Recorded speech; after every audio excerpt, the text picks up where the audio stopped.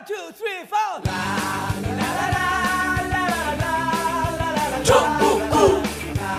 라라라라라라라라라. 전국구.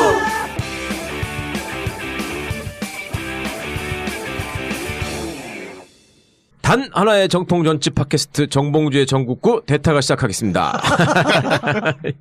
이름도 바꿨어야 되나? 정봉주를 빼고? 아이, 그래도. 뒤끝이 있을 거예요. 아마. 예, 오늘 이제 변함없이 전국구를 지켜주시는 분들 소개하겠습니다. 먼저 100만인 중에 한 변호사를 세계적으로 꼽으라면 이분을 꼽습니다. 이재화 변호사님. 예, 안녕하세요. 이재화 변호사. 찬사가 다르지 않아요? 네. 자, 1000만 명 중에 한 전문가를 뽑으라면 이분을 뽑습니다.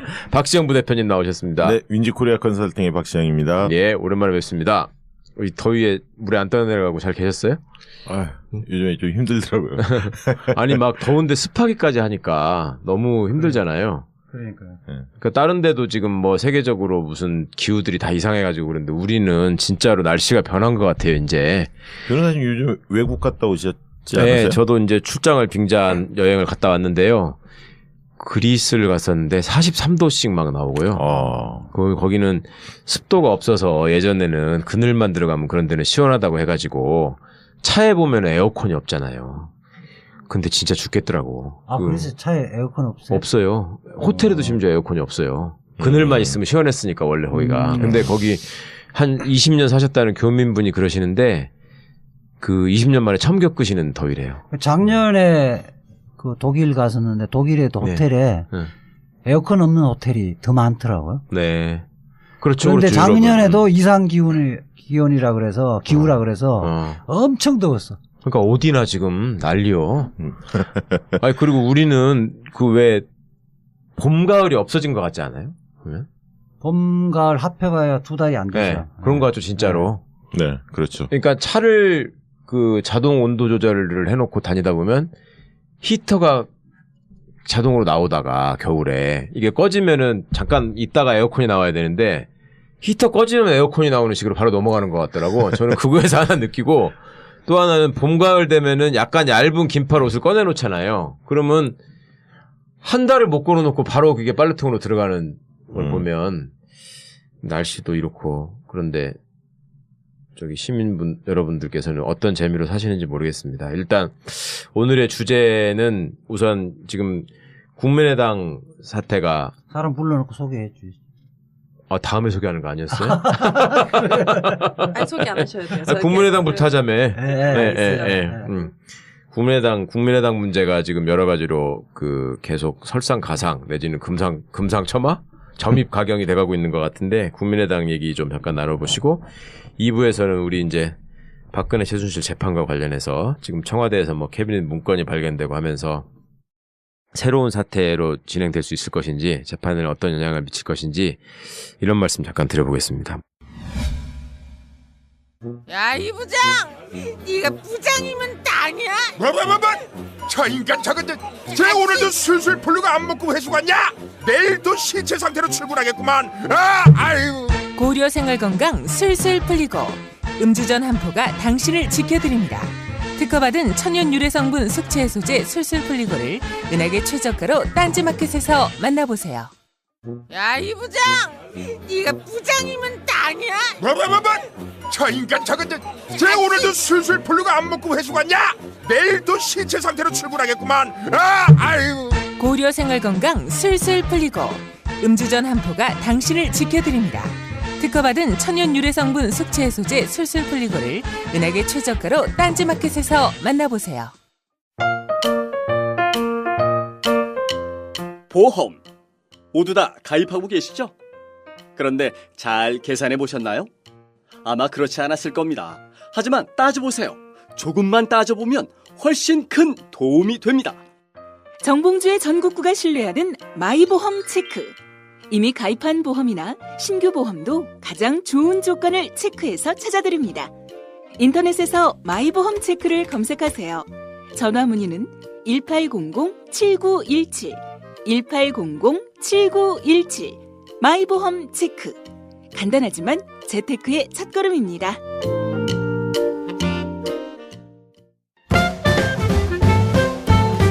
영부인 김치 좋은 재료와 최고의 맛으로 이미 많은 분들의 찬사를 받았습니다.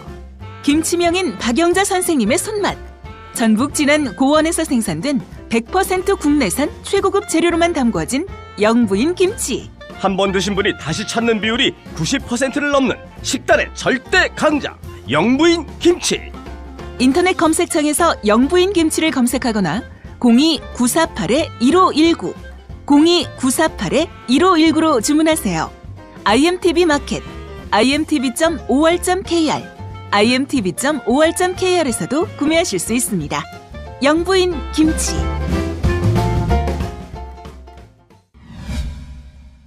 먼저 일부 순서로 우리 국민의당 문제 때문에 박시영 부대표 나오셨잖아요. 예. 약간 그간의 일들을 좀 사실 국민의당의 전문가는 이재호 변호사. 왜? 지난번에 국민의당 관련해서 한번 탈탈 털었는데 그러셨어요? 그때 내공을 또 확실히 보여주잖아요. 어떻게 해서 국민의당 전문가 되신 거예요? 아니, 그러니까 땜빵으로 한 2주간 최강욱 변호사 대신해서 왔었는데, 그러니까 그동안 언론이 네. 증거 조작에 관여한 부분만 죄인 것처럼 예. 계속 보도를 하고, 증거 조작 사실을 모르면 허위사실 공표죄에 네. 해당하지 않는 것처럼 기사를 쓰고 이래서 그 잘못된 거다. 네. 객관적 사실 자체가 다르면 증거 조작 자체가 범죄가 아니고 예. 공직선거법상 허위사실 그렇죠. 그 유포에 관여한 사람, 이 사람들은 그 형사 책임을 면할 수 없다. 네네네. 그래서 지금 뭐 이용주라 뭐 지금 김인원이나 이준서 같은 경우는 증거 조작을 사실을 몰랐다 이렇게만 변명하고 있는데 예. 그 자체는 기본적으로 검찰에서 통하지 않을 것이다. 그 정도는 제가 좀 이야기를 했었는데 예측을 했었죠. 예측을. 일반 그 언론에서 보는 관점 좀 다르게 설명했고 그러니까 객관적인 허위사실이냐가 중요한 것이지 허위사실에 예. 대한 인식이 있었느냐가 그렇죠. 중요한 예. 것인지 예. 그렇고 실제 이제 검찰이 누구누구 어디선까지 수사를 할 것이고 기소를 할 것이다는 것을 이제 제가 이야기한 이후에 실제 검찰 수사가 그렇게 흘러갔으니까 내가 유일하게 맞추셨구나, 좀 정리를 해줬다 이렇게 평가를. 검찰의 지침을. 그러네. 그런 오해를 받으셔야 되겠네요. 한 라인이 있는 것 같은데. 그래서 민변의 실세가. 지금 민주당 당대표 추미애 대표가 가이드라인을 제시를 했다 그랬는데 실은 이재화가 가이드라인을 그러니까 추미애 대표는 가이드라인을 잘못 제시하셔가지고 머리 자르기가 안 되고 있고. 그래서 오늘은 국민의당국은 4가지 문제에 대해서 좀 이야기를 좀 하려고 그러거든요. 네. 첫 번째로는 증거 조작에 의한 허위사실 유포를 어느 선까지 기소를 할 것인가. 이게 이제 국민들의 관심사일 거고. 네, 어느 선까지 예. 당내에 어느 정도 높은 예. 사람까지 할 것인가. 사실 네. 국민들은 별로 관심이 없는 것 같아요. 아니, 이미 판단을. 그 정치적인 심판은 끝난 것 같아요, 진짜. 정치적 심판은 끝났지만은 과연 그 이용주 의원과 박지원 전 대표까지 네. 기소를 할 것인가 이 문제를 네. 좀 관심이 있을 것 거기 같고요. 덧붙여서 정권이 안 바뀌었더라도 검찰이 이렇게 열심히 할 것인가 하는 거에 대한 관심을 가지는 분도 일각에서 있더라고요. 그다음에 두 번째는 우리가 그 부분을 못 다뤘는데 안철수 전 후보의 사과가 국민들에게 통하지 않는 이유가 무엇인가를 조금 구체적으로 좀 분석을 좀 해보고 사과에서 실점했다는 평이 많죠, 오히려 더. 그다음에 다시 이제 박지원이 특검 카드를 꺼냈다가 국민들이 지탄을 받고 쑥 들어갔었는데 다시 특검 카드를 꺼내는데 왜 국민의당은 특검 카드에 그렇게 집착을 하는 이유가 뭔가 요걸 세 번째로 한번 다뤄보고요. 네 번째는 지금 8월 달에 전당대회 하고 있죠. 네, 8월 27일입니다. 국민의당 전당대회. 네. 국민의당의 전당대회가 과연 회생 카드가 될 수 있는가. 요 정도로 오늘 이야기하면 1시간 정도 이야기거리가 되지 않을까. 너무 많이 준비를 해주신 것 같아요. 그러니까 이자 변호사께서 한 50분 하시고요. 나머지. 사실 같이 이야기를 해봐야죠. 예. 아니 근데 국민의당이 전당대회를 해요? 저는 처음 들었네. 네, 전당대회 들어가죠. 왜냐하면 지금 비대위 체계이기 때문에 그렇죠. 어차피 해야 되는데 8월달 한다는 얘기는 일찍이 잡혀 있던 일정이었습니다. 사실 그렇죠. 이 사건 터지기 박주선 전에도. 의원은 무슨 자격으로 비대위 대표를 하시는 거예요? 원내대표도 아니잖아요. 그렇죠. 이제 비대위로 구성을 한 거죠. 원내에서 의원들 원래가 원래 박지원 대표가 본인만 사퇴를 하면 되는데 본인 최고위원들의 동의를 받지 않고 자기가 일방적으로 본인과 당대표와 최고위원들까지 한꺼번에 사퇴한다. 이렇게 발표를 해버렸어요. 그리고 최고위원들이 난리 났지. 그건 최고위원 난리 났는데 나는 사퇴하지 않는다. 이렇게 할 수가 없잖아요. 네. 울며 겨자 먹기로 그냥 사퇴가 그렇죠. 되어버린 그때 거예요. 맞아요. 그랬던 것 같아요. 황종 같은 경우도 최고위원이었죠. 그 당시에. 뭐 문병호 최고위원도 뭐 아주 열받아고 그랬었는데. 선거 패배와 관련해서 사퇴한다고 그렇죠. 하는데 네. 예. 물귀신이 돼버리는 셈이 됐구만. 아니 저는 여쭤봤던 게 왜 저 자유한국당은 정우택 씨가 원내대표라고 그래가지고 왜 비상대책위원장을 했던 거 아니에요. 네네. 다른 당직에 선출된 사람이 없으니까. 네. 근데 박준선 씨는 왜 했나 싶어서 여쭤봤는데 그러면 우선 첫 번째로 어디까지 처벌받을 것인가 또 한번 예측을 해주시겠습니까? 그러면? 네. 지금 일단 지금 김인원까지 일단 김인원은 여러 차례 지금 부르고 있잖아요. 김인원 변호사님은 무슨 역할을 하셨기 때문에 계속 불려가는 우선 거예요? 이유미가 먼저 구속되고 이준서가 후속됐잖아요. 예. 김인원은 그렇게 그 부단장이었죠. 공명선거 추진단 부단장. 네. 이용주 단장, 네. 김인원 부단장, 그다음 김성호 부단장. 아 김성호도 부단장. 네. 예. 두 사람 직접 김인원 변호사하고 김성호 부단장하고 두 사람이 직접 기자회견을 한 사람이죠.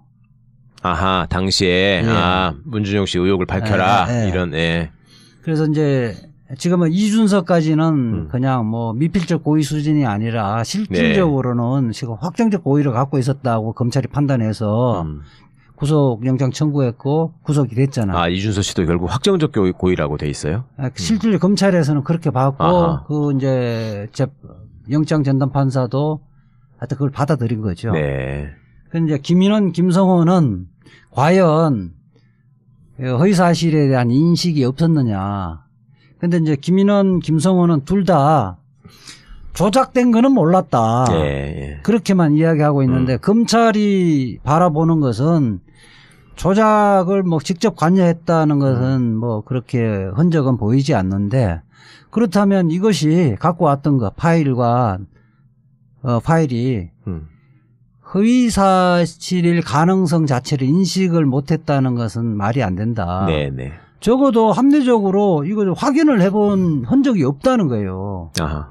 네. 그래서 김인원 변호사 같은 경우는 지금 이야기하는 게, 이 허위 사실이라고 하려면 문준용에 대한 특검을 해서 그것이 진실인 사실인지 허위 사실인지 밝힌 이후에 자신들을 처벌해야 되는 거 아니냐. 네네. 이렇게 이야기하는 건데 이건 이제 우리 대법원 법률가 가신 말씀은 아닌데 그거는? 우리 대법원 판례의 입장하고 정면을 배치되는 그러게요. 거죠. 대법원 판례는 우선 그 공표한 자가 네. 어떤 근거로 그 사실인지 믿었는지를 먼저 소명을 하고 네.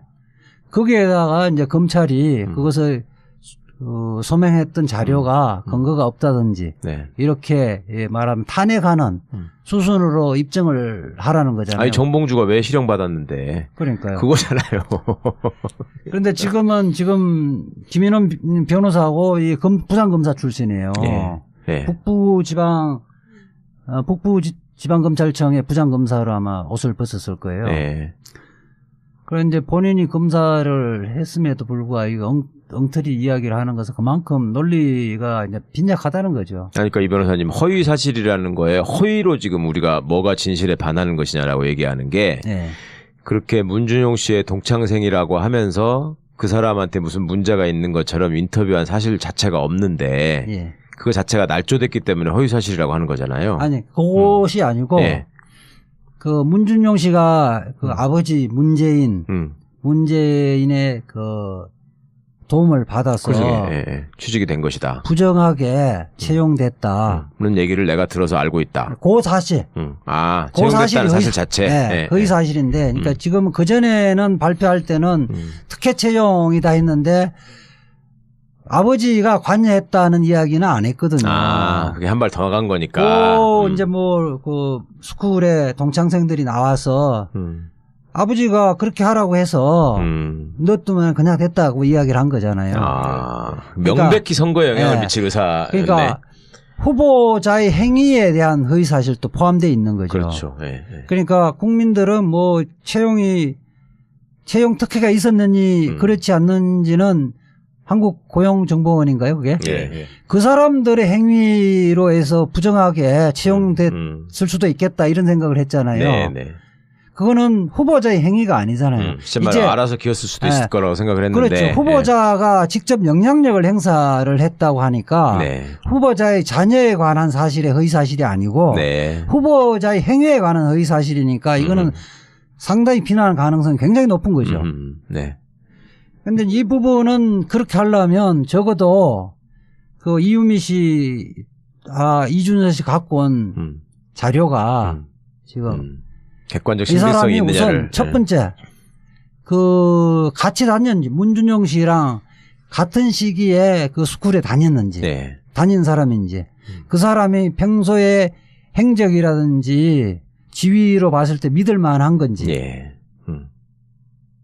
그리고 그 최소한의 사람들이 검증을 했어야 그 사람이 되는데. 이야기하는 것이 다른 객관적인 사정에 비춰봤을 때 악우가 맞는지 네. 이런 것들을 검토한 이후에 그 공표를 했어야 되는 것 불구하고 단지 이제 지금 김인현이나 김성호 이야기는 이준서 씨가 다 확인했다 그러더라. 예. 이준서 씨가 내한테 거짓말할 이유가 뭐 있느냐 예. 이렇게 변명을 하고 있는데 이거는 법률상 그 이유 있는 변명이 안 된다는 거죠. 네. 이 대목을 지켜보면서 궁금한 게 두 가지가 있었는데 네. 4월 달에 그 박지원 당시 의원이 그 얘기 하지 않았습니까? 뭔가 이렇게 확증적인 게 뭔가 있다. 계속 흘렸죠. 확실하게 있다 해서 있다고. 자꾸 이렇게 물론 그게 근거 없이 흘렸을 수도 있고 뭔가 이 건이 아니더라도 뭔 다른 또 조작 건이 있었는지는 모르겠습니다만 그게 어떤 의미로 그게 흘렸는지 네. 이 정치적 수사로 몰고 간 건지 그것도 좀 궁금하고요. 두 번째는 5월 6일날 이제 문준용 친구분들이 이제 발표하자는 거짓이다. 네. 근데 그 사이에 5월 6일부터 9일까지 선거일까지 맞아. 기간이 그게 또 있죠. 있었는데 네. 그럼 적어도 그 정도의 그 세게 반박을 상대측이 했으면 내부에서 심각하게 들여다볼 텐데 이게 맞았는지 사실인지 아닌지를 그렇죠. 그걸 아무런 입장 표명이 없이 계속 밀어붙였단 말이죠. 그럼 적어도 이 부분은 해명이 안 되는 건데 그 전에 몰랐을 수는 경험칙상 네. 뭐 이제 그 이용주 의원의 보좌관 휴대폰에 압수돼 갖고 분석 작업이 들어갔었는데 예. 이용주 보좌관은 거기에 마치 이제 정봉주 의원이 BBK 할 때처럼 보좌관들이 다 의원실 한 명에서 최소한 한두 명 다 들어가잖아요. 예. 기초 작업을. 거기에 실무 작업을 하기 네. 때문에 서로 간에 그 카톡방이나 단톡방들이 네. 있다면 단톡방이 틀린 것 같아요. 거기 보면 털렸다는 거죠. 틀렸다는 게 아니라. 네, 단톡방이 잘못됐다는 게 아니라. 거기 보면 이제 털렸다는 겁니다. 각 의원들이 어떻게 인식하고 있는지 예. 이런 것들이 다 드러날 거예요. 그렇게 되면 적어도 동료들이 반박을 기자회견을 했잖아요. 네. 그 이후에는 이거 저쪽 이야기가 나름대로 일리가 있는데 예. 우리가 어떻게 됐는지 최소한 다시 점검은 할 거라는 거예요. 네. 점검 과정이 드러나면 국민의당 수뇌부는 그걸 몰랐을 수가 없다는 거예요. 그러니까 역풍을 걱정해서라도 그 다시 검증을 해보는 게 당연한 순서인데. 아니 총선도 그렇게는 안 해요.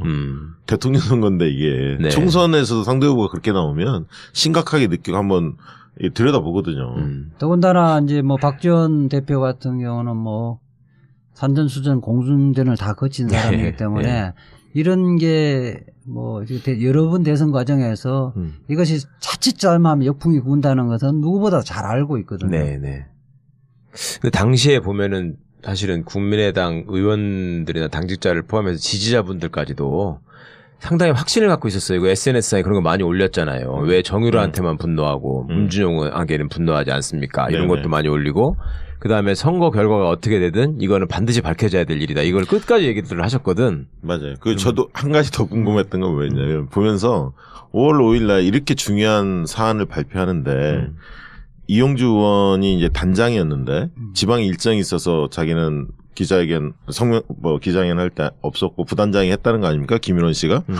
근데 상식적으로 이렇게 중요한 일이라면 이용주 의원이 지방 일정을 조정해서라도 나타날 네. 법한데 본인이 법률가 출신 아닙니까? 검사 출신이죠, 그래도. 네. 네. 그러다 보니 그걸 보면서 저는 어떤 부장검사 의혹을 출신이었죠. 가졌냐면 의심을 가졌냐면 뭔가 약간 냄새를 맡은 거 아니냐 이용주 아니 의원은. 나는 그 이후에 이용주도 뭐 그 CBS 인터뷰할 때도 복수에 제보자가 있다. 제보자가 있다고 이야기했었기 때문에 그 나는 지방 일정은 맞는 것 같고 네. 이용주 의원도 피할 수 없는 게 기자회견 해야 된다는 말하자면 논의에 참여했기 때문에 우리가 공범이 되는 거거든요.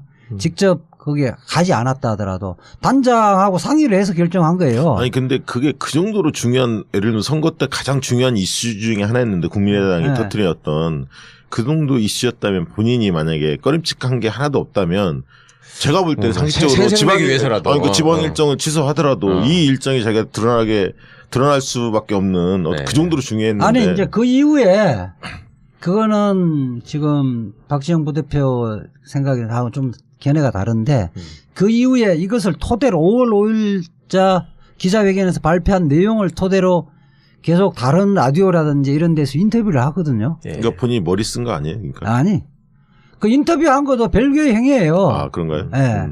이걸 다 5월 5일날 기자회견을 토대로 그 인터뷰를 그러니까 한 거기 단장이 때문에 회의에 참여했고 인지를 했고 지시를 해서 부단장이 발표했기 때문에 공모했다. 뭐 지시까지는 아니어도 그렇게 하자. 기자회견을 하자까지 의견이니까 공모를 한 거잖아요. 상의를 한 거잖아요. 네.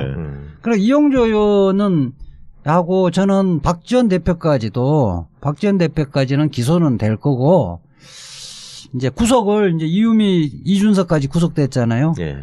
나는 보니까 김인원 김성호 둘 중에 한 명은 추가적으로 구속 기소될 것 같아요. 아하. 근데 자, 당일날 새로운 둘이 예언을. 같이 서 있었나요? 김인원 씨가 발표한 거죠? 두 사람이 다 같이 기자회견한 거를 제가 알고 있어요. 아 그런가요? 네. 네. 그러면 주로 하여튼 읽고 말한 거는 김인원 변호사라는 건가요? 그랬던 것 같아요. 화면상은 그렇게 보이는 것 같은데. 그 양반은 그러니까 지난번 안철수 진심 캠프 대선 후보 시절에는 안 보였던 분이잖아요. 김인원 변호사님. 이번에 처음 보니까 알게 된 분 이번에 아니에요? 나도 이제 대선 과정에 네. 시민단체에서 뭐 검찰개혁 토론회 보니까 아니 검사들 출신들 이 국민의당에 되게 많이 가 있더라고요. 그러니까 이 민주당 쪽에서는 특히 이제 호남 출신들, 네네. 민주당 쪽에서는 뭐 학생운동 경력이나 민주화운동 경력이 없으면 이 공천 받기가 어려우니까 아하. 그 변호사들 출신 특히 이제 검사 출신들이 특히 이제 호남에서 국민의당 인기가 좀 올라오면서 그때 굉장히 많이 그 들어온 것 같아요. 김경진 모델을 꿈꾸면서. 그러니까 뭐 대학 후배들도 네. 많이 보이더라고요. 아, 이 변호사님 후배들이 네, 국민의당에? 네. 그렇구나. 저는 개인적으로 아는 분이 별로 없었거든요. 근데 그랬었고. 그러면 지금 그 위에 이용주 당시 단장이나 네. 또 위에 박지원 대표나 네. 뭐 안철수 후보나 네. 여기까지는 가지 못할 것이다. 안철수 후보까지는 네. 모르겠는데 현재까지 드러난 건 없는데 박지원 대표 같은 경우는 그 전에 파일도 받아보고 예. 뭐 보좌관한테 갔는데 보좌관이 자기 보고 안 했다는 건 말이 안 되는 거고. 그러게. 그리고 이런 중요한 사건에 우리 이제 BBK 동영상에 비춰봤을 때 예. 대선 때 2012년 2007년 대선 때 BBK 동영상 광운대 동영상 네. 이거 우리 하여튼 확보를 했을 때 선대위원장까지 다 상의하거든요. 네. 단계별로 다 상의를 한다고. 그럼 오늘 이 제목 동영상 우리 지금 녹화하는 네. 제목이 박지원 기소된다 뭐 이렇게 잡힐 것 같은데 아마. 하여튼 뭐 그까지는 모르겠는데 제 판단을 지금 흐름으로 봐서 그 박지원 대표까지도 전 대표까지도 기소는 될 것이고 그 중에 지금 김인원, 김성호 둘 중에 한 명은 구속영장까지 청구한다. 현재까지 그 수사는 요 정도로 정리하시면 될 것 같아요. 아니 사실은 그 내용을 보면은 옛날에 많이 쓰던 말로 정말 엽기적이에요. 엽기적이죠. 대선에서 공당이 어떻게 저런 식의 일을 꾸며내고 그 뒤에 또 변명하는 과정이 또 희한하잖아요. 그것도 그렇고 그 다음에 이제 이런 저런 상황에서 국민의당이 정치적으로 사망하는 거 아니냐, 사실상 끝난 거 아니냐라는 이제 비판들을 받다 보니까 안철수 후보가 결국 직접 나선 것인데 그게 뭐 문언상으로만 보면 나한테 모든 책임이 있다. 내가 모든 책임을 다 지겠다. 이렇게 말씀을 하시는데 그게 이제 시민들은 아니 도대체 뭘 어떻게 하는 게 책임인데 이렇게 지금 묻고 있단 말이죠. 그 대국민 사과문을 제가 오늘 다시 네. 전문을 뽑아서 분석을 좀 해봤어요. 우선 이 처음에 이제 사과를 하는 대상 자체가 너무 황당하다는 거예요. 사과를 하는 순서가 그렇게 되어 있어요. 피해자한테 먼저 우선 해야 되는데. 지지자, 자신을 지지해 대선 과정에 자신의 지지자한테 미안하고 아하. 첫 번째 미안하고 두 번째 당원, 네. 세 번째 동료 정치인, 마지막으로 이 사건으로 심적 고통을 느꼈을 당사자에게 사과드립니다. 그것도 당사자라고 표현했죠. 네. 네. 그러니까 문재인 대통령과 그 아들 문준용에게 진심으로 사과드리는데 이렇게 이야기 안 한 거고 안 했죠. 그러니까 첫 번째로 우리가 상식적으로 생각하면 문재인 대통령하고 문준용 씨의 크나큰 상처를 줬잖아요. 네. 그 다음에 그로 인해서 허위사실 유포로 인해서 국민들의 판단을 흐리게 했잖아요. 네.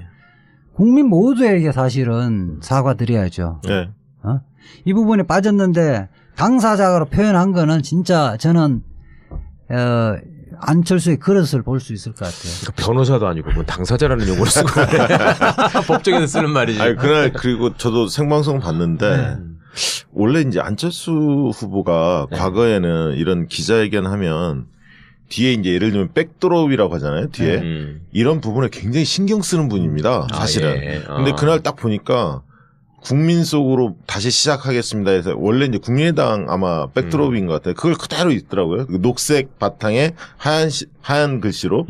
그게 너무 안 어울리는 거야. 그러니까. 이게 대선 때 모습으로 완전히 보여지는 거예요. 네. 대선 때 그 녹색을 썼기 때문에. 근데 만약에 진심 어린 사과를 할 것 같으면 예를 들면 새로 백드롭을 만들어서 백드롭을 예를 들면 그러니까 흰 뭐 백드롭 만들고 아니 국민 앞에 흰 걸로 사죄한다는 하면 안 돼요. 뭐 까만색으로 그냥 해버려야지. 아니 그러니까 그런 것도 신경을 썼을 백드롭을 텐데 해야지. 야, 좀 너무 이상하더라고요, 사실. 그래서 우선 그게 얼마나 문재인과 문준용의 말을 원래는 표현을 할 때는 사과를 할 때는 그 사람의 그 이름을 거론하면서 사과를 해야 하는 게 그렇죠. 기본적인 도리잖아요. 네.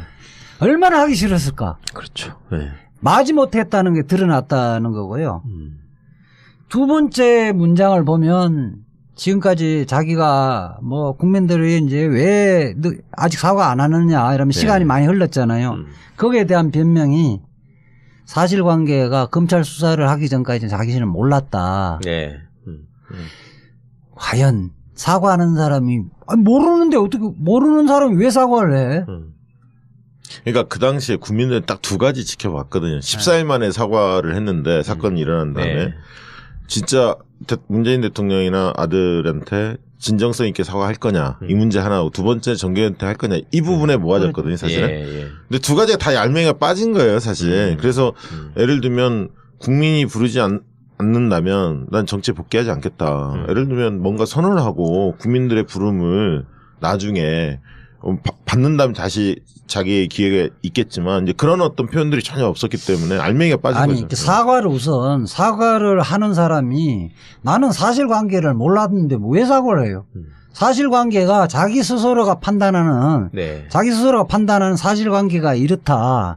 여기에 나에게 어떤 책임이 있다 이렇게 이야기를 해야 되잖아요. 네. 지금까지는 시간이 오랫동안 사과를 못한 이유는 내가 몰랐기 때문에 사과를 못했다. 네. 검찰 수사가 어느 정도 나오니까 특히 이준석 구속영장이 발부되니까 이제 사건을 좀 알 수 있을 것 같다. 이래서 사과한다. 이게 말이 안 된다는 거예요. 네. 그러니까 어떻게 보면 안철수 후보가 미운털이 좀 많이 받겠죠. 왜냐하면 대선이 끝나자마자 예를 들면 자성하고 숙고하고 이 좀 그런 시간을 갖지 않고 예. 바로 또 뭐 투어하면서 다시 5년 뒤를 내다보면서 막 그런 행보를 했거든요, 사실. 그러다 보니까 야, 저기 책임지는 정치인의 모습이 아니다. 그리고 큰 정치인은 잔수를 부리면 안 돼요. 예. 큰 정치인이 되려면 근데 이번에 이 사과 국면에서 보면 대단히 재보고 야, 이것 재보고 예. 저것 재보면서 본인한테 이 뭐랄까 데미지가 가장 적은 이런 것들을 애매한 모른다는 형용사의 그 남발을 하고 있는 거죠. 그러니까 사과를 하려면 감동을 줘야 되고 그렇지 않으면 나는 사과를 안 해야 된다고 보거든요. 사과를 어설프게 사과를 하면 안 하는 것보다 못 하는 거죠. 결과적으로 그렇게 됐는데 좀 딱하기도 하더라고요. 그 주변에서 옆에서 그런 거 알려주는 사람도 없는 것 같고 설사 알려준다고 해도 본인이 또 들을 자세가 안 돼 있는 거 같고. 근데 이리저리 제야의 조명 인사들한테 이리저리 전화는 왔다는 이야기는 있는데 문제는 전화를 하고 그 사람들의 의견을 과연 수용을 하는지 수용을 하는가 문제지.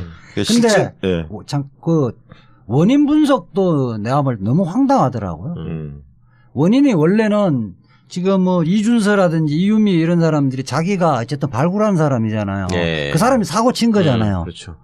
그거는 자기가 사람을 잘못 알았거나 그다음에 교육을 잘못 사람을 잘못 알았고 교육을 잘못 시켰고 그다음에 이것을 검증하는 당내 시스템이 없었고 예. 이런 거죠. 세 가지잖아요.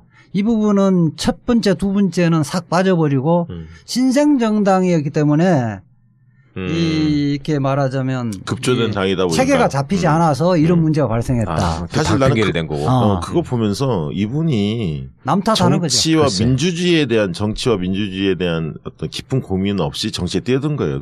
그러다 보니까 정당 시스템, 정당 혁신에 대한 생각이 없는 거야. 네. 사실 그 비판은 오래전부터 나왔거든요. 사실 1인 정당, 그렇죠. 사당화 그렇죠. 이런 부분도 많이 나왔는데 전혀 그거를 개선하려고 노력하지 않고 비선 라인들이 여전히 많이 의사결정에 관여하고 이런 어떤 느낌을 줬단 말이죠. 그래서 저는 실질적으로 이제 대선에 나서는 길 자체가 봉쇄됐다라는 생각이 좀 들고요. 결과적으로 국민들한테 퇴출 명령을 받은 게 아니냐. 그러니까 현재 그렇게 보여집니다.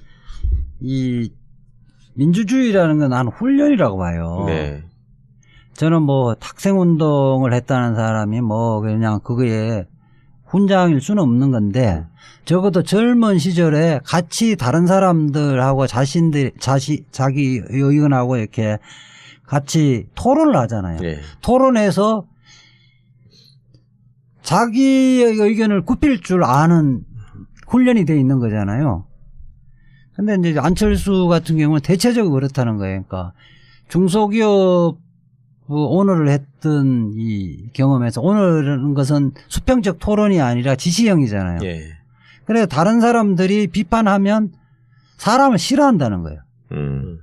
그 사람 자체를 그냥 멀리 해버린다. 그러니까 나는 이런 문화가 만들어낸 불행이라는 거예요. 그러니까 하여튼 정치 지도자로서의 자질에 문제가 있다고 보시는 거잖아요. 네. 그 사과문 분석은 이제 그 정도로 다 하시는 거예요? 또 있어요? 또 하나만 마지막으로 하면 자기가 이제 모든 짐을 자기가 지고 가겠다. 그러고 모든 것을 내려놓고 하겠다는데 그러면 어떻게 책임을 질 것인지 무엇을 내려놓는지 이런 것이 없이 이제 수사에 레토릭에 그치고 마지막으로 너무 황당한 게 국민의당에 다시 기회를 줬으면 한다는 거를 부탁을 하고 있거든요. 아이고 뭐 어렵게 만든 무슨 다당제가 유지돼야 됩니다. 뭐 이런 얘기도 하지 않았어요? 그렇기 때문에 국민의당에 다시 한번 기회를 주시기 바란다. 지금 사과할 때 기회를 달라고 업소하는 거는 안 맞는 거예요. 사과할 때는 확실하게 죽을 때 확실히 죽어야 하는데. 적어도 이제 뭘 내려놓는지는 안철수는 뭘 내려놓는지를 분명하게 이야기를 해야 되는데 그냥 자기가 짐을 지고 가고 자기가 다 내려놓겠다고 하는데 정작 국민들은 기자회견 하기 전과 후가 뭐가 달라졌지? 아무것도 못 느끼는 거죠. 특이한 게 예를 들면 과거에 손학규 씨 같은 경우도 그 재보궐선거에서 패배한 다음에 정계 은퇴 선언하고 강진에 들어갔거든요. 그 당시에는 사실 당에서 많이 말렸습니다. 사실 그 정도로 어려운 지역이었는데 보궐선거가 쉽지 않았는데 당신 책임만은 아니다 이렇게 만류하는 과정에 손학규 씨가 정계 은퇴하니까 사람들이 좀 야 그래도 저 사람이 임팩트가 있었어요. 좀 양심이 있고 그렇게 하고 시골에 가서 토굴 생활도 하고 그랬어요. 약간 뭐 그게 길어졌고 타이밍도 놓치고 문제가 많이 발생했습니다만 결과론적으로 본다면 어쨌든 안철수 의원은 좀 뻔뻔한 거 아닌가 그런 생각이 좀 많이 들더라고요. 야 손학규 의원하고 비교하는 건 너무 잔인한데. 현재 손학규의 위상을 생각을 해보면 그보다도 못하다는 건데 지금 그럼 어떻게 너무 잔인하잖아요. 자. 좋은 말씀 많이 들었고 당시에 사실은 그 손학규 의원은 그 멘트는 좀 기억에 남아요. 저 하나 사퇴한다는 것이 뭐 그렇게 중요한 일이겠습니까? 많은 이렇게 겸양까지 하면서 사퇴했거든. 그러니까 나름의 울림이 있었는데 우리 안철수 전 후보께서는 그 모범생 컴플렉스를 결국 벗어나지 못하는 거 아닌가 싶은 생각이 들더라고. 누구한테 그 양반이 그렇게 잘못했다 그러고 내가 부족하다 그러고 언제 한번 그래봤겠어요. 아니 이번 대선 참 특이해요. 왜냐하면 대선 패배했던 당사자들이 바로 다 정치를 바로 일선에 복귀해서 막 하고 있어. 홍준표 하지. 그러니까 참 특이하죠. 사실 그 정도로 패배했으면 큰 표차로 졌는데 반성하는 기미가 없다는 아니 이제 또 그 사람들은 다시 다음에 자기가 실질적으로 대통령이 되겠다는 뜻이 없는 거죠. 그럴까요? 그럴까요? 자, 그럼 국민의당이 과연 어떻게 기사회생할 수 있을 것인가? 이거는 잠깐 광고를 듣고 또 더 말씀 듣겠습니다. 아직도 방충망 없는 폴딩 도어를 사용하고 계신가요? 폴딩 도어엔 방충망 설치가 어렵다고 생각하셨다고요? CNR 주름 방충망만 있으면 고민할 필요가 없습니다. 방충뿐만 아니라 사생활 보호, 자외선 차단까지. 국내 최초 최대 높이 3m, 너비 10m까지 시공 가능한 CNR 주름 방충망. 폴딩 도어뿐만 아니라 현관, 썬룸 등 원하는 장소에 설치할 수 있습니다. 돌돌 말려 들어가는 자동 방충망이 아닌 원하는 위치까지 열고 닫을 수 있는 수동 방충망이라서 내구성이 좋을 뿐만 아니라 우리 아이들에게도 안전한 CNR 주름 방충망입니다. 더 자세한 내용을 알고 싶으시다면 1661-1142로 전화 주십시오.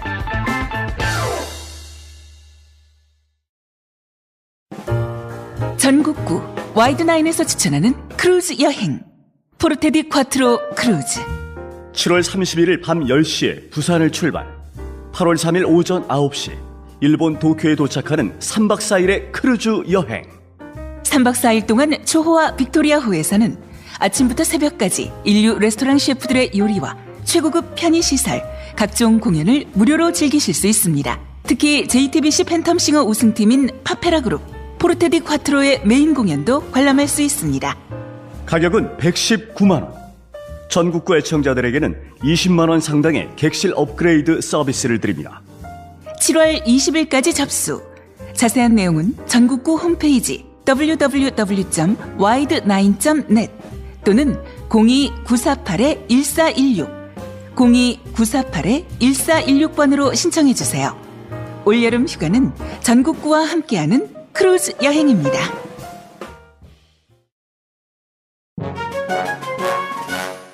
이명박근혜 정권에서 가장 커다란 피해를 보신 분들, 바로 정치 스트레스 때문에 머리털이 다 빠진 탈모 환자들입니다. 이제 정권 교체도 됐고 외모가 복지라는 청와대 꽃미남 비서진들처럼 나도 머리털도 다시 나고 외모도 가꿔보자. 머리가 다시 풍성해지는 꿈, 풍성교에서 이뤄봅시다. 다음 카페에서 풍성교를 검색해 주시기 바랍니다. 이제 한번 믿어보자. 나도 머리털 날 수 있다.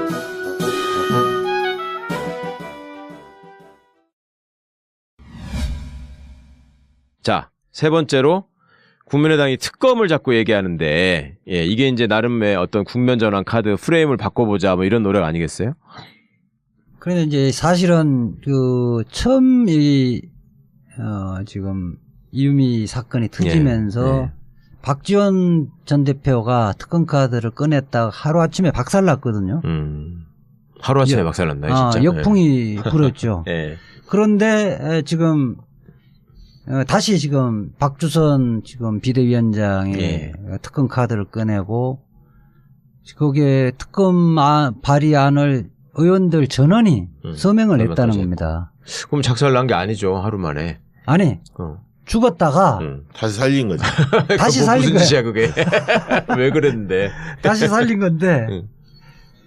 그 안철수는 그 사과를 하고 네. 당일날 박주선은 특검 카드를 꺼낸 거예요. 그리고 김인원이도 다시 소환되면서 특검을 해야 허위 사실인지 진실한 사실이 밝혀지지 않겠느냐 이렇게 하면서 그럼 주장했거든요. 국민의당은 안철수 씨의 사과를 어떤 모멘텀이라고 생각을 한 거네요. 그러면 예. 그렇게 해서 다시 한번 반전을 기해보자. 예. 아. 그렇게 하면서 아마 이제 자유한국당하고 자유한국당 일부에서는 지금 특검 카드를 이야기하고 있잖아요. 예. 그걸 이야기를 하고 있는데 이제 오늘자 그러니까 17일 자유한국당도 특검 카드를. 네, 17일자 이제 정동영 의원 같은 경우는 국민들이 용납할 수 없다. 특검 카드는 이거는 말이 안 된다. 이렇게 이야기를 했죠.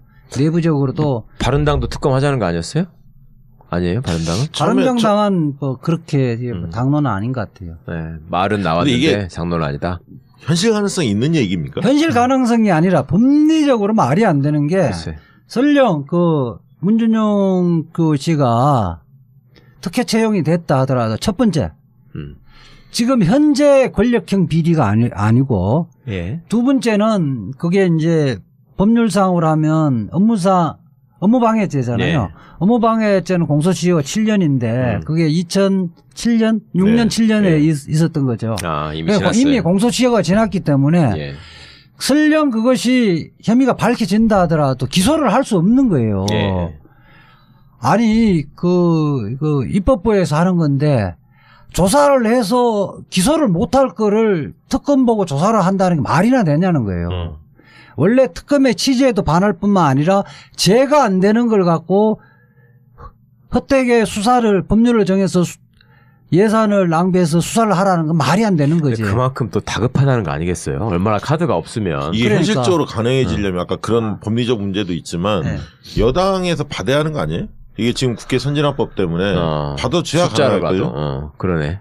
아니 그러니까 그러려면 아니 그러니까 저는 안 될 줄 만약에 알고 던진 여당이 안 받는다면 국민적인 어떤 호응을 얻어서 그 예. 주장이 예, 국민적인 어떤 여론의 뒷받침을 압박으로 받고, 여당이 수용할 수밖에 없는 상황이 몰렸을 때 그게 그나마 나는 이제 사실은 이게 박주선 비대위원장이 안철수를 오히려 확실하게 엿먹이려고 한 거 아닌가 싶기도 해요. 박주선이 그 정도 네. 머리가 돌아가나요?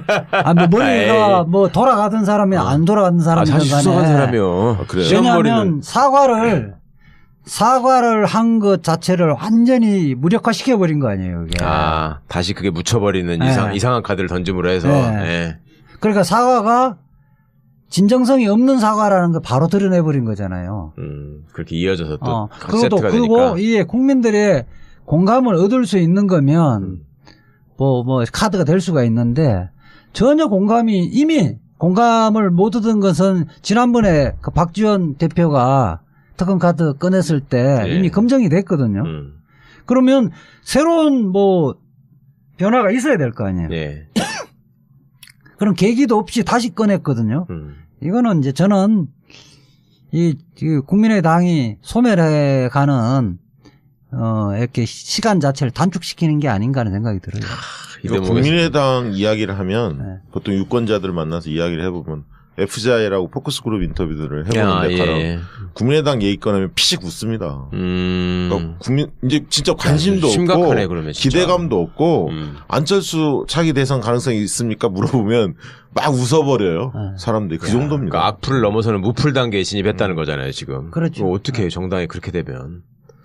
명색이 원내 교섭단체를 구성하고 있는 정당인데, 그리고 언필칭 항상 여당과 협치해가지고 제대로 된 국정 운영을 해보겠다고 하는 당이 지금 이렇게 되면 나라를 위해서 좋은 일인가요? 이게? 그러니까 다당제 3당 이런 의미는 분명히 있었는데 아무튼 최근에 이제 보여줬던 모습들이 너무나 실망스러우니까 국민들 마음속에 지워진 것 같아요. 저는 그 국민의당의 이제 지지 기반이 예.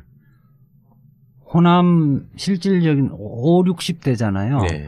호남 5, 60 그때의 지지자들이 무엇을 원하는지 진심으로 경청을 해서 당의 의사를 결정했으면 좋겠어요. 그 사람들 거의 다 떠나갔지만 아직 떠나지 않은 그 호남에서 뭐 5, 6%, 많게는 한 8%, 10%까지 되는데 그 사람들이 이 문재인 정부 출범해서 무엇을 국민의당이 해주기를 원하는지 진심으로 경청을 좀 하고 의사결정을 했으면 좋겠어요. 그러니까 이제 저는 이제 안타까운 게 네. 뭐 이런 면이 있었습니다. 이제 안철수 정계은퇴 이야기가 국민의당 내부에서도 일부 나왔었잖아요. 의원들이 네. 이 얘기 터지면 이 사건이 터지면서. 근데 이제 그런 생각 가졌어요. 이제 안철수 문제도 안철수 문제지만 안철수가 정계은퇴 한다고 국민의당이 바뀌겠느냐? 예를 들면 내부에 새로운 리더십이 있고 내부에 그런 것 당의 어떤 혁신을 해낼 수 있는 동력이 있느냐 냉철히 따져봐야 하는데 예. 그 부분이 잘 안 보이기 때문에 지금 희망이 없다는 거예요. 안철수 한 명의 뭐 박지원 한 명의 그런 두 명의 문제뿐만 아니라 네. 과연 그런 건강한 동력이 살아있고 새로운 리더십을 세울 수 있느냐 이 부분에 대한 희망이 없기 때문에 그리고 민주당의 입장에서도 지금 국민의당 내년 지방선거를 앞두고 통합이나 연대할 필요가 전혀 안 느끼고 있거든요. 왜냐하면 대통령 지지도가 저렇게 높고 정당 지지도가 높은데 왜 손을 잡겠습니까? 그럼 결국은 국민의당에 대한 필요성은 뭐냐면 원내 문제가 국민의당이 있음으로써 풀릴 수 있다라는 어떤 어떤 중요성이 사람들한테 각인될 때인데 그거는 결국 지금은 그 정부 여당이 대통령의 어떤 또 국민 여론으로 밀어붙이는 게 있는 거거든요. 설득하고. 이게 있는 건데 대통령 지지도나 민주당 지지도가 상당히 낮아져서 떨어져서 이 국회의 제3당의 도움 없이는 전국을 돌파하기 어렵다. 예. 이렇게 판단이 된다면 국민의당의 존재가 살아날 수 있겠죠. 그러니까 지지도와 무관하게. 지금 존재감이라는 정의당의 스탠스를 국민의당이 그 스탠스를 유지를 했어야 되고 더 잘했어야죠. 정의당보다 그러니까. 훨씬 멋지게 그래서 잘해냈으면 개혁 가능성이- 경쟁을 예. 했어야 되는 예. 거고 오히려 지금 문재인 정부가 현실을 이유로 개혁에 좀 후퇴했을 때 그 부분에 채찍질을 가하고 예, 예. 개혁을 하려고 하는 부분에서는 잘한다고 박수를 보내고 이렇게 하면 전통적인 지지 이 부분에 대해서 복원할 수 있고 확장할 가능성이 있고 미래에 대한 비전을 좀 가질 수가 있는데 지금은 보면 깽판치는 그렇죠. 그러게요. 깽판치는 분위기여서 아니, 첫 번째 뭐 김상조 뭐 강경화 막 인사할 때 네. 국민의당 자유한국당하고 똑같은 네. 입장을 취했잖아요, 사실. 황당한 거죠, 사실. 그러니까 김희수 헌법재판소장 예. 그 문제도 동의 그렇고. 동의 문제에 대해서 분명한 입장을 그거 오히려 지금 바른정당하고 바른한국당? 자유한국당 헷갈려. 자유한국당 이쪽은 이념 공세 때 하고 있잖아요. 그렇죠. 통합진보당에서 소수 의견 냈다는 이유로 이념적인 거로 지금 말하자면 목리 부리고 있는 거 아니에요. 아이고, 그 부분은 분명히 잘못됐다 그러면 이거 지금 국회에서 의결을 하자. 네. 그렇게 나가야 되는데 애매한 태도를 취하고 있잖아요, 이거. 그분이 박지원이 추천해서 되신 분 아니에요? 그럼요. 그리고 고향도 저기에요.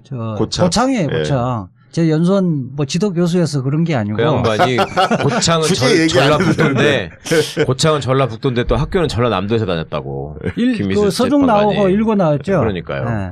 근데 이게 지금 그런 게 보이지 않아요? 그러니까 국민의당이 애초에 탄생할 적에 그 우려 섞인 시각으로 비판을 하는 분들의 얘기가 뭐였냐면 저게 진정한 민주개혁 진영의 승리나 어떤 민주주의의 발전을 위해서 만들어진 정당이 아니라 호남 기득권을 유지하기 위해서 만들어낸 그러니까 그 마지막 몸부림에서 그냥 기형적으로 탄생한 정당이다 이런 비판을 받았잖아요. 그게 그러면 첫 번째는 안철수의 대선 욕심 때문에 만들어진 정당이고 거기에 공천에 대한 두려움을 갖고 있던 호남 기득권 인위적 세력이 결합이죠. 합쳐진 결합했다. 거죠. 인위적 결합이죠. 그러니까 어떻게 보면 두 욕심이 합쳐진 정당이다라는 비난 어린 시선을 받고 있는 당이었는데 그게 대선에서 어쨌거나 패배를 한 다음에 이게 이제 독자적인 의미를 가진 국민들한테 어필할 수 있는 정당이 되려면 그런 비난이 굉장히 근거 없는 의혹에 불과했다라는 모습을 스스로 보여줄 수 있는 만큼의 어떤 혁신이나 아주 멋있는 모습을 보여줘도 사실은 될까 말까 한 상황이었잖아요. 왜냐하면 네네.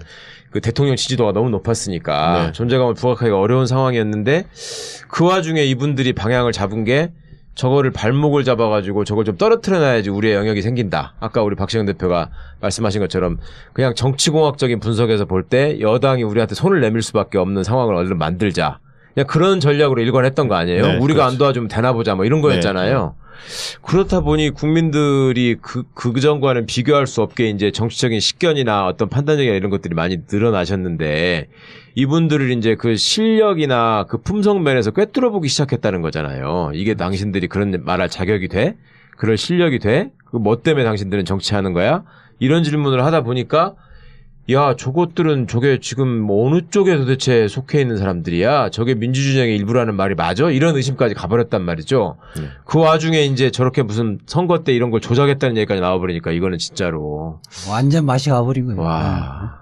그러니까 매력 있는 요소가 안 보이는 거예요. 그게 잠재된 대권 후보가 있거나 아니면 당내 옛날에 남경필, 뭐 원희룡, 뭐 그렇죠. 정병국에서 남원정 해서 그 새누리당, 한나라당 때 뭐 쓴소리 했던 사람들이 몇 명 소장파들이 있었는데 그런 어떤 소장파들이 중진 의원들을 상대로 정풍운동을 전개한다든가 뭔가 싹수가 있는 느낌이 뭔가 있어야 하는 거거든요. 아니면 그렇죠. 당원들의 힘에 의해서 상향식 민주주의, 당내 시스템이 뭐가 있다든가 그러니까 내세울 게 있어야 하는데 전부 다 되게 구태적인 형태에서 머물고 있는 거죠. 그러니까 지금 원래가 국민의당 탄생이 가치 중심의 탄생이 아니고 그렇죠. 이익정당이었죠. 일단 호남-홀대론, 안철수의 막연한 새정치, 그다음 문재인의 반패권 여기에 편성해서 만들어진 정당이잖아요. 네. 그러니까 호남-홀대로는 문재인 정부가 들어오면서 인선을 처음에 극복돼지고 문재인 패권은 이제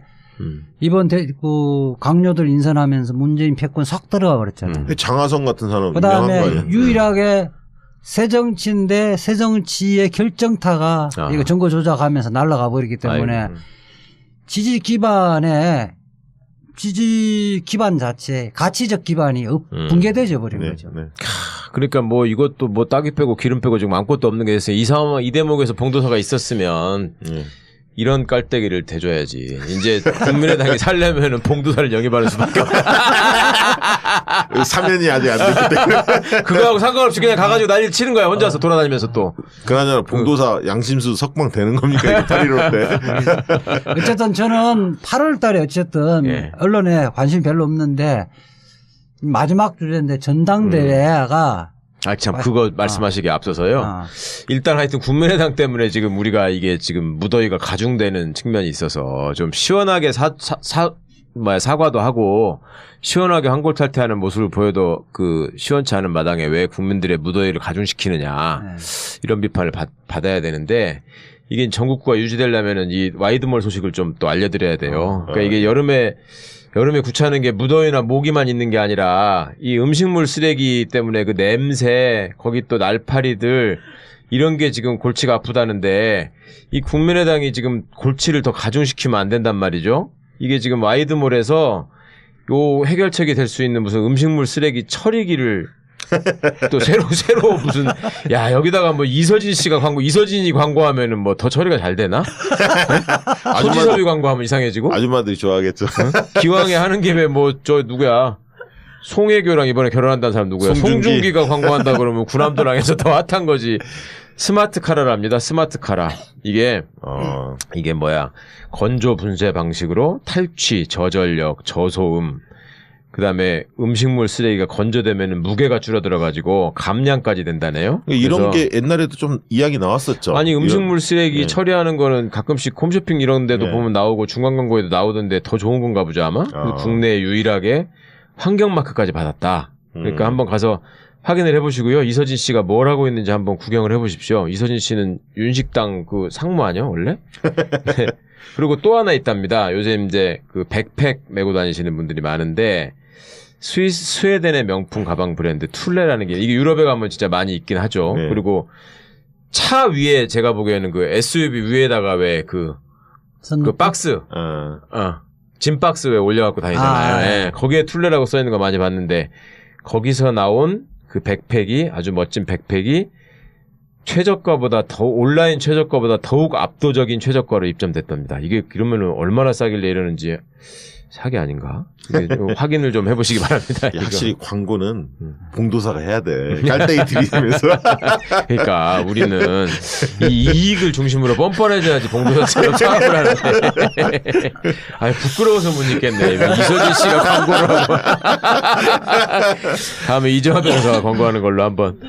자, 그럼 마지막으로 이제 아무도 주목하고 기억하지 못하는 국민의당 전당대회를 네, 좀. 전당대회에서 과연 이제 반정카드 회생의 기미가 보일 것인가. 네. 이 와중에서 전당대회 두 사람 출마 선언을 사실상 누가 했죠. 했어요? 누가?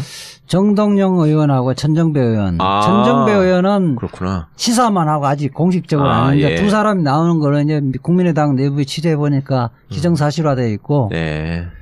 아니 문병호 의원은 안철수 의원 쪽 지지자들의 단톡방이 거의 90% 정도의 지지인데 안철수가 지금 이렇게 됐으니까 드롭한 거고. 아, 드랍 해버렸어요? 네, 사실상 드롭했고 두 사람이 나올 건데 뭐 천정배 지금 정동영의 노선도 안철수의 색깔을 좀 빼고 이 문재인 정부와 기획 경쟁을 하자. 네.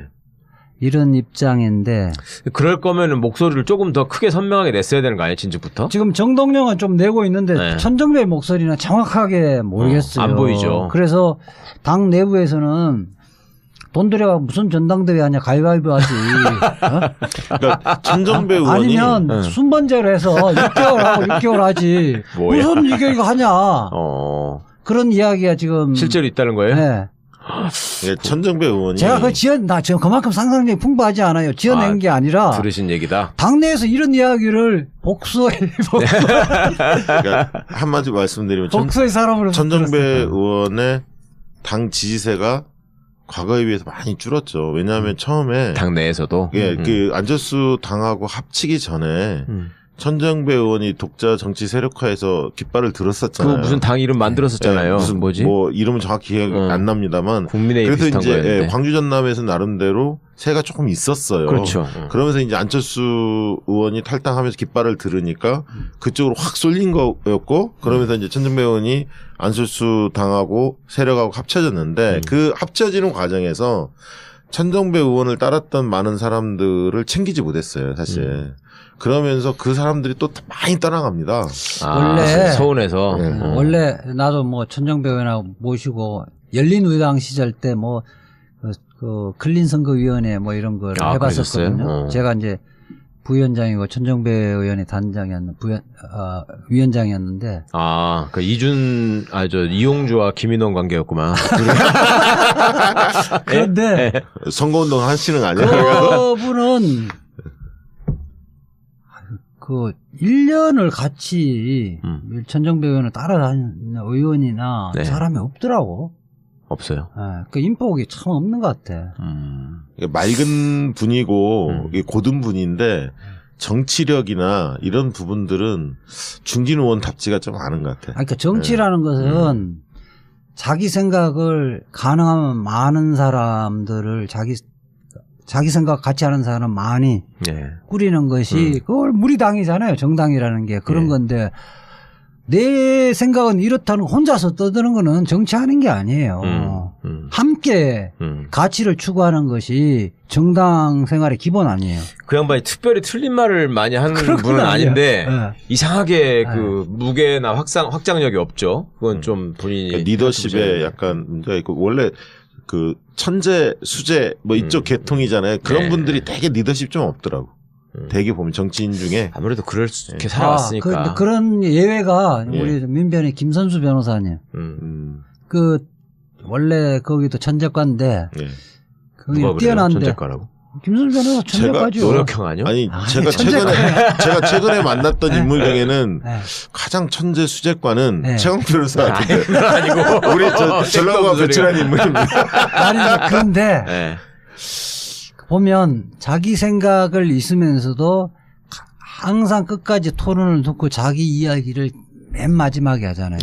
그러고 그거에 동의 안 하는 것 같은데 나중에 보면 그때 그 모아진 의견들을 갖고 다른 사람의 바깥에서 이렇게 이야기를 하고 그러더라고요. 보통 이제 천재과는 이 모임에서 토론을 어떻게 하면 이 토론을 자기 생각으로 관철시킬 것인가 이것만 생각하고 있는데 네. 그러면 한 사람의 경험적 오류가 그대로 반복되는 거거든요. 네. 그러니까 천재들이 사실은 필터링 돼야 돼요. 다른 사람에게 대중들이 필터링 돼야 그것이 검증되어지는 건데 천재는 그런 검증을 거치기를 싫어하죠. 아니 그런 거잖아. 따라서 정치하는 데는 천재가 필요 없어요. 그게 뭘 대중과 함께 인식을 공유하는 사람이 있어야 되는 거지. 봉도사는 어떤 유형이죠? 봉도사는 그 대중들을 이상한 방향으로 끌고 가는데 천재적인 방향. 나는 이제 봉도사에 요즘 새로운 발견을 하면 이 양반은 우리가 여기서 방송하잖아요. 방송하면 여기서는 이제 공부를 하나도 안 해왔다가 이제 방송하면 좀 알잖아요. 그거를 다른 방송에 가면 우리가 그 제작자보다 훨씬 훌륭하게 방송을 해. 그걸 완전 전문가처럼 엄청난 그 열변을 토하더라고. 아, 근데 제가 봉도사님 인정하는 것 중에 하나가 정말 기억력 좋아요. 기억력과 흡수력. 그다음 학습 능력이 굉장히 뛰어나. 그러니까 그만큼 백지라는 거예요. 아무나 쓰면 딱 써지는 거지. 근데 그게 진짜로 그게 자기가 원래부터 아는 것처럼 얘기하는데 아주 능해 또. 그렇죠. 전혀 당황하거나 뻔뻔하지. 머뭇거리지 않잖아. 네. 야, 진짜 하여튼 인물 났어 정말. 아무튼 국민의당 전당대회 관련해서 한 말씀만 좀 드리면, 그러니까 개인적으로 큰 기대는 없습니다만 문재인 정부의 그 지지하는 사람들의 입장에서도 국민의당이 새로운 리더십이 제대로 서서 이게 개혁 야당의 정체성을 가지고 이 협조할 건 협조하고 이런 어떤 길을 걸어가는 게 문재인 정부한테도 도움이 됩니다. 사실 지금 이게 뭐 국민의당이 바로 하루아침에 없어질 당도 아니기 때문에 두 분 중에 누가 되실지는 모르겠습니다만 좀 제대로 된 야당의 모습을 좀 만들어 달라. 근데 지금 봐서는 그러면 천정배 장관이 아까 뭐 당내에 그게 세력이 더 약했다고 박시원 부대표가 잠깐 설명해 주신 것만 남아있으면 정동영 씨가 될 거라는 얘기밖에 안 되잖아요. 아니 근데 원래 정동영 의원의 핸디캡 중에 하나가 광주 전남 의원들이 정동영 의원을 그렇게 호의적으로 보지 않아요. 옛날부터? 되게 묘한 정서가 있습니다. 그러니까 과거에도 정동영 의원이 뭐 대선 레이스나 이렇게 당권 레이스 이렇게 할 때 보면 광주 전남하고 또 전북하고 약간의 그 어떤 좀 뭐랄까 약간 좀 전북 사람들이 볼 때는 좀 소외 의식이 좀 있거든요. 광주 전남이 주도를 하기 때문에 호남의 대표성을. 이번 근데 그 뭐 저는 뭐 그런 측면이 좀 있다고 보는데 일단 복수의 관계자가 누가 될 거라 그래요? 가위바위보 하면. 저는 제 한마디만 더 그러면 제가 볼 때는 지금이 굉장한 위기 상황이기 때문에 과거에 정동영 의원이 열린우리당 당의장 초창기 할 때 몽골 기병 내세우면 상당히 속도감 있게 밀어붙였었거든요. 그 기억들이 약간은 있을 거예요. 그래서 위기 국면이기 때문에 그런 어떤 강력한 리더십, 돌파형 리더십을 제가 보기에는 좀 더 선호하지 않을까. 저는 그냥 당의 그 세력 분포는 전혀 모릅니다. 저는 모르는데 리더십 유형만 본다면 그럴 가능성이 좀 더 높아 보입니다. 그러면 누구예요 그게? 그 정동영이 조금 유리하지 않을까. 아젠다는 선점을 했죠. 네. 이제 국민의당의 살 길은 개혁 경쟁을 해야 된다는 문제하고 지금 뭐 신베를린 선언이라든지 남북 문제 이런 뭐 전폭적인 문제 지지를 하고 있고. 근데 김성호 씨가 정동영 측근이잖아. 그 타격은 없나? 그걸 누가 알아요? 아는 사람 다 아는데. 그래. 아니 이게 내가 보니까 옛날에 측근들이 대선 과정에서 이합집산에서 누구 사람 됐는지는 그 복잡해요. 사람 심리를 보면 나는 뭐 국민의당 쪽 사람들 꽤 많이 아는데. 아니 유달리 그렇게 작게 바뀌는 사람이 그러니까 있죠. 많이 아시니까 아까 박지원 대표 전 대표 기소된다 예측 하나 했으니까 전당대회 누가 될지 저는 한번. 뭐 정동영 의원이 거의 될 거라고 봐요. 아 된다. 아이고 천정배 의원은 정말로 민변 선배인데. 글쎄 민변 출신들도 참 SM 보면은 훌륭한 정치인 참 드물어.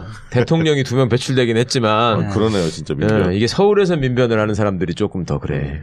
부산 민변만 대통령 됐죠. 근데 이제 아무튼 지금 이제 청와대도 고민이 많습니다, 사실. 그러니까 국민의당 문제는 국민의당 문제고 청와대도 지금 이제 원전 문제가 있고 또 8월 달에 교육부에서 수능 절대평가나 자석 외고 폐지 관련해서 어쨌든 발표 예정 중이거든요. 그러다 보니까 이제 학부모들 같은 경우 굉장히 그 촉각을 세우고 있고, 예. 임기 초반에 이런 굵직굵직한 갈등 이슈를 어떻게 잘 헤쳐나가느냐. 이 문제가, 청와대가, 순항할 수 있는, 바로미터 중에 하나일 겁니다. 그래서 아마 7, 8, 9, 이 3개월을 잘, 아무튼 대체해 나갔으면 좋겠습니다. 우리 나중에 한번 다뤄보죠. 예. 다음에 또 이제 2부 순서를 기대해 주시고요. 지금 1부 순서에서 가끔씩 이렇게 아리따운 목소리로 키득거리는 분의 목소리가 들어갔는데 진짜 여러분들한테 소개시켜드리고 싶어 죽겠습니다. 2부에서 아시게 될 거고요. 깜짝 놀랄 분을 모셨으니까 2부도 또 기대해 주시기 바랍니다. 자, 정봉주가 없는 정봉주의 전국구. 우리 전문용어로 겐세이도 없고 즐거우셨죠? 저희가 열심히 이렇게 날아다니는 동안에 지금 땡볕을 맞으면서 폼페이 유적지를 헤매고 있다는 지금 특파원 보고가 들어왔는데 거기서 또 이거 가지고 와서 또 뭐라고 또 뻥을 칠지 모르겠습니다. 폼페이에 가니까 뭐 자기를 알아보면서 또 벽화가 일어섰다더라 이런 얘기를 하는데 그 개뻥을 기다리시면서 자 1부 순서 여기서 마치겠습니다. 여러분 감사합니다. 감사합니다. 1, 2, 3, 4.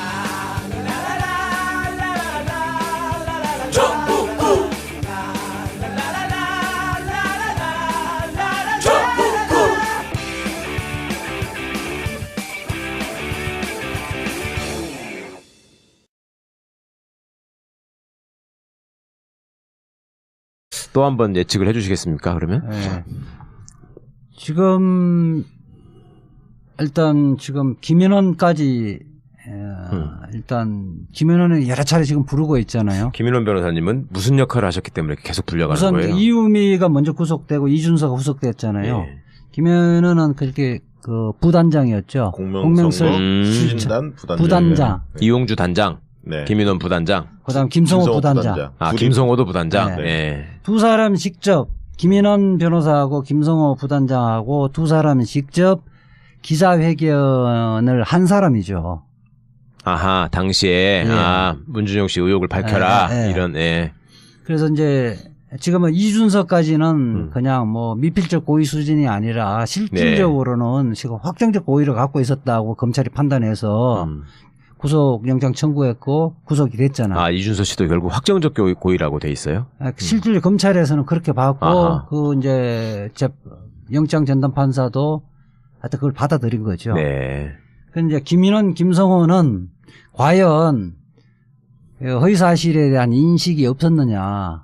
근데 이제 김인원, 김성호는 둘 다 조작된 거는 몰랐다. 예. 그렇게만 이야기하고 있는데 검찰이 바라보는 것은 조작을 뭐 직접 관여했다는 것은 뭐 그렇게 흔적은 보이지 않는데 그렇다면 이것이 갖고 왔던 거 파일이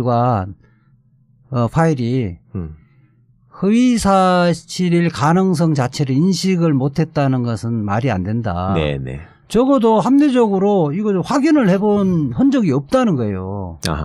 네. 그래서 김인원 변호사 같은 경우는 지금 이야기하는 게 허위 사실이라고 하려면 문준용에 대한 특검을 해서 그것이 진실인 사실인지 허위 사실인지 밝힌 이후에 자신들을 처벌해야 되는 거 아니냐. 네네. 이렇게 이야기하는 건데 이건 이제 우리 대법원 법률가 가실 말씀은 아닌데 그거는? 우리 대법원 판례의 입장하고 정면을 배치되는 거죠. 대법원 판례는 우선 공표한 자가 어떤 근거로 사실인지 믿었는지를 먼저 소명을 하고 거기에다가 이제 검찰이 그것을 소명했던 자료가 근거가 없다든지 이렇게 말하면 탄핵하는 수순으로 입증을 하라는 거잖아요. 정봉주가 왜 실형받았는데. 그러니까요. 그거잖아요.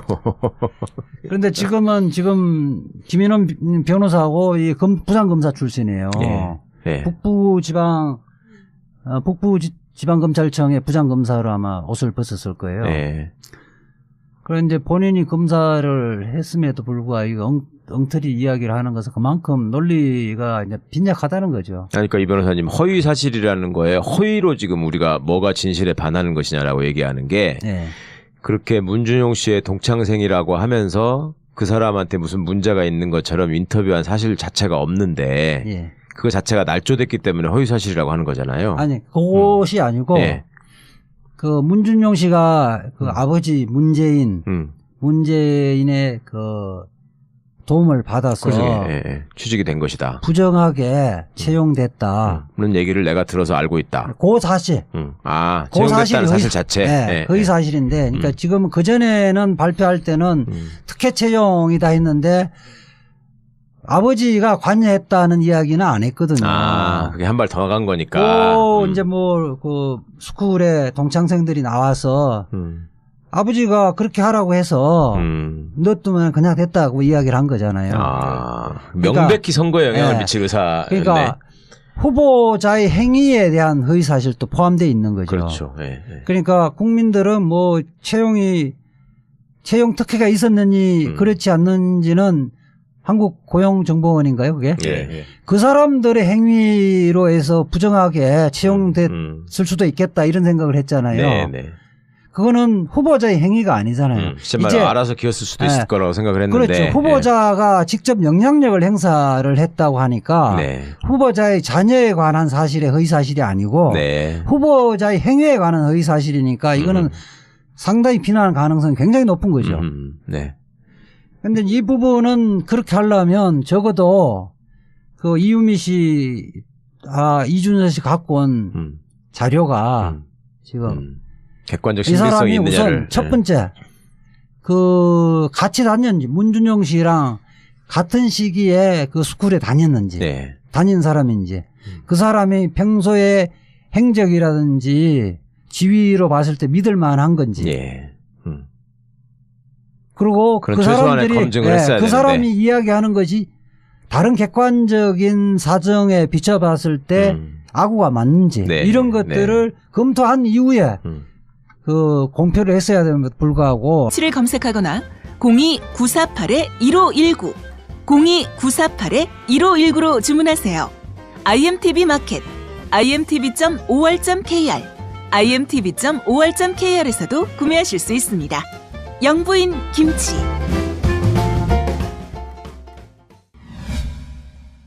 먼저 일부 순서로 우리 국민의당 문제 때문에 박시영 부대표 나오셨잖아요. 약간 그간의 일들을 좀. 사실 국민의당의 전문가는 이재호 변호사. 왜? 지난번에 국민의당 관련해서 한번 탈탈 털었는데. 그러셨어요? 그때 내공을 또 확실히 보여주잖아요. 어떻게 해서 국민의당 전문가가 되신 거예요? 아니, 그러니까 땜빵으로 한 2주간 최강욱 변호사 대신해서 왔었는데, 그러니까 그동안 언론이 증거 조작에 관여한 부분만 죄인 것처럼 계속 보도를 하고 증거 조작 사실을 모르면 허위사실 공표죄에 해당하지 않는 것처럼 기사를 쓰고 이래서 그 잘못된 거다. 객관적 사실 자체가 다르면 증거 조작 자체가 범죄가 아니고 공직선거법상 허위사실 그 유포에 관여한 사람 이 사람들은 그 형사 책임을 면할 수 없다. 그래서 지금 뭐 이용주라 뭐 지금 김인원이나 이준서 같은 경우는 증거 조작을 사실을 몰랐다 이렇게만 변명하고 있는데 그 자체는 기본적으로 검찰에서 통하지 않을 것이다. 그 정도는 제가 좀 이야기를 했었는데 일반 그 언론에서 보는 관점 좀 다르게 생각했고 그러니까 객관적인 허위 사실이냐가 중요한 것이지 허위 사실에 대한 인식이 있었느냐가 중요한 것인지 그렇고. 실제 이제 검찰이 누구누구 어디선까지 수사를 할 것이고 기소를 할 것이다는 것을 이제 제가 이야기한 이후에 실제 검찰 수사가 그렇게 흘러갔으니까 내가 좀 유일하게 좀 정리를 해줬다 이렇게 평가를. 검찰의 지침을. 그러네. 그런 오해를 받으셔야 되겠네요. 한 라인이 있는 것 같은데. 그래서 지금 민주당 당대표 추미애 대표가 가이드라인을 제시를 했다 그랬는데 실은 이재화가 가이드라인. 그러니까 추미애 대표는 가이드라인을 잘못 제시하셔가지고 머리 자르기가 안 되고 있고. 그래서 오늘은 국민의당은 4가지 문제에 대해서 좀 이야기를 좀 하려고 그러거든요. 네. 첫 번째로는 증거 조작에 의한 허위사실 유포를 어느 선까지 기소를 할 것인가. 이게 이제 국민들의 관심사일 거고. 네, 어느 선까지 예. 당내에 어느 정도 높은 예. 사람까지 할 것인가. 사실 네. 국민들은 별로 관심이 없는 것 같아요. 아니, 이미 판단을 그 정치적인 심판은 판단을 끝난 내린 것 것 같아요, 같아요. 진짜. 정치적 심판은 끝났지만은 과연 그 이용주 의원과 박지원 전 대표까지 네. 기소를 할 것인가 이 문제를 좀 관심이 있을 것 거기 같고요. 덧붙여서 정권이 안 바뀌었더라도 검찰이 이렇게 열심히 할 것인가 하는 거에 대한 관심을 가지는 분도 일각에서 있더라고요. 그다음에 두 번째는 우리가 그 부분을 못 다뤘는데 안철수 전 후보의 사과가 국민들에게 통하지 않는 이유가 무엇인가를 조금 구체적으로 좀 분석을 좀 해보고 사과에서 실점했다는 평이 많죠, 오히려 더.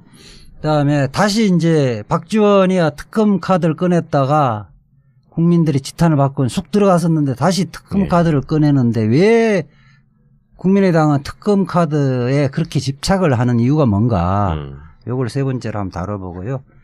네 번째는 지금 8월 달에 전당대회 하고 있죠. 네, 8월 27일입니다. 국민의당 전당대회. 네. 국민의당의 전당대회가 과연 회생 카드가 될 수 있는가. 요 정도로 오늘 이야기하면 1시간 정도 이야기거리가 되지 않을까. 너무 많이 준비를 해주신 것 같아요. 그러니까 이자 변호사께서 한 50분 하시고요. 나머지 사실 같이 이야기를 해봐야죠. 예. 아니 근데 국민의당이 전당대회를 해요? 저는 처음 들었네. 네, 전당대회 들어가죠. 왜냐하면 지금 비대위 체계이기 때문에 그렇죠. 어차피 해야 되는데 8월달 한다는 얘기는 일찍이 잡혀 있던 일정이었습니다. 사실 그렇죠. 이 사건 터지기 박주선 전에도. 의원은 무슨 자격으로 비대위 대표를 하시는 거예요? 원내대표도 아니잖아요. 그렇죠. 이제 비대위로 구성을 한 거죠. 원내에서 의원들 원래가 원래 박지원 대표가 본인만 사퇴를 하면 되는데 본인 최고위원들의 동의를 받지 않고 자기가 일방적으로 본인과 당대표와 최고위원들까지 한꺼번에 사퇴한다. 이렇게 발표를 해버렸어요. 그래서 최고위원들이 난리 났지. 그럼 최고위원 난리 났는데 나는 사퇴하지 않는다. 이렇게 할 수가 없잖아요. 네. 울며 겨자 먹기로 그냥 사퇴가 그렇죠. 되어버린 그때 거예요. 맞아요. 그랬던 것 같아요. 황교안 같은 경우도 최고위원이었죠. 그 당시에. 뭐 문병호 최고위원도 뭐 아주 열받아고 그랬었는데 선거 패배와 관련해서 사퇴한다고 그렇죠. 하는데 물귀신이 돼버리는 셈이 됐구만. 아니 저는 여쭤봤던 게 왜 저 자유한국당은 정우택 씨가 원내대표라고 그래가지고 왜 비상대책위원장을 했던 거 아니에요. 네네. 다른 당직에 선출된 사람이 없으니까. 근데 박주선 씨는 왜 했나 싶어서 여쭤봤는데 그러면 우선 첫 번째로 어디까지 처벌받을 것인가. 그거 이제 구속을 이제 이유미 이준석까지 구속됐잖아요. 나는 보니까 김인원 김성호 둘 중에 한 명은 추가적으로 구속 기소될 것 같아요. 아하. 근데 당일날 둘이 같이 서 있었나요? 김인원 씨가 발표한 거죠? 두 사람이 다 같이 기자회견한 거를 제가 알고 있어요. 그런가요? 네. 그러면 주로 하여튼 읽고 말한 거는 김인원 변호사라는 건가요? 그랬던 것 같아요. 화면상은 그렇게 보이는 것 같은데. 그 양반은 그러니까 지난번 안철수 진심 캠프 대선 후보 시절에는 안 보였던 분이잖아요. 김인원 변호사님. 이번에 처음 보니까 알게 된 분 이번에 아니에요? 나도 이제 대선 과정에 시민단체에서 뭐 검찰개혁 토론회 보니까 아니 검사들 출신들이 국민의당에 되게 많이 가 있더라고요.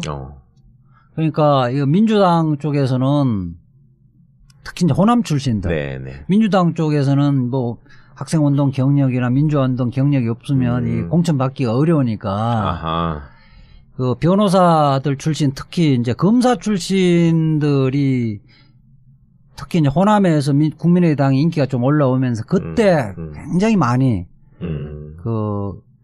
들어온 것 같아요. 김경진 모델을 꿈꾸면서. 그러니까 뭐 대학 후배들도 많이 보이더라고요. 아, 이 변호사님 후배들이 국민의당에? 그렇구나. 저는 개인적으로 아는 분이 별로 없었거든요. 근데 그랬었고. 그러면 지금 그 위에 이용주 당시 단장이나 또 위에 박지원 대표나 뭐 안철수 후보나 여기까지는 가지 못할 것이다. 안철수 후보까지는 모르겠는데 현재까지 드러난 건 없는데 박지원 대표 같은 경우는 그 전에 파일도 받아보고 뭐 보좌관한테 갔는데 보좌관이 자기 보고 안 했다는 건 말이 안 되는 거고.